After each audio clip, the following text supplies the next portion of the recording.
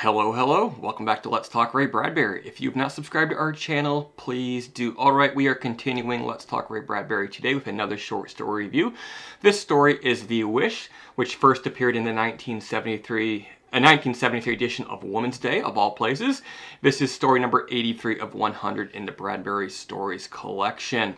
So, it is late Christmas Eve, midnight is coming. Tom and Charlie, a couple of old bachelor writers, are hanging out together, drinking wine, eating popcorn, and feeling all solemn. Tom, he seems transfixed by the falling snow outside, and he swears that he heard a voice say to him, "Make a wish," and he wasn't sure if it was Charlie behind him. Charlie denied saying it, but he heard it, and against Charlie's better advice, he does make a wish. He wishes for his father to be alive again, just for one more hour, or for 1 hour that evening. So he makes a wish, and he runs out into the night, into the snow, tracking up the otherwise trackless street, and he finds himself in the cemetery. There he encounters his old father. And now he has his chance. They both had their chance to say what had never been said before.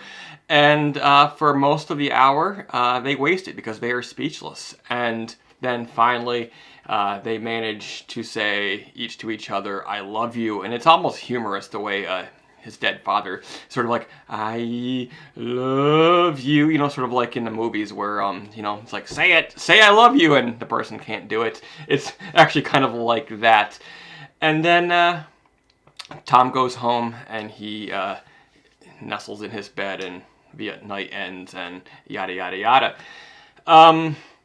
It's a good little Christmas story, although I'm reading it in August. Sort of feels like, I would say, like Charles Dickens meets Trans-Siberian Orchestra, the band, in a way. There's a theme running through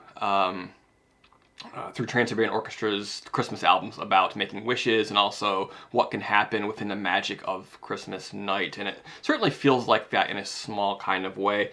It's a simple tale. It has the obligatory sentimentality of Bradbury, but I'm very forgiving of that in his works because he always manages to push the right buttons, and that certainly happens here, where you get that feeling of sort of the dual nature of Christmas, where it is both comforting and memorable and nostalgic, but also there's a darkness to it and a memory of those who are no longer with you on Christmas and that sort of thing, and regret, and how did I waste the last year, and those sorts of feelings. But all in all, not a bad little tale. I'm reading it on a August morning. I may have to dig this one out around the Christmas season and read it again. Just 3 or 4 pages, and well worth the few minutes that it takes to read it. Alright guys, The Wish from the 1973 issue of Woman's Day magazine. Next up, we will be looking at the life work of Juan Diaz, which is story number 84 of 100. Once I get through the 100 stories in Bradbury Stories, I'll be moving on and doing a series of reviews on Clive Barker. I purchased all 6 volumes of his Books of Blood, so we're going to see what Clive Barker is about. I'm thinking it's going to be much more scary than this little scary Christmas ghost story, but we shall see. Alright guys, we hit 1,309 subscribers at this morning, so with your help we can push on and get to 1,400 very, very shortly.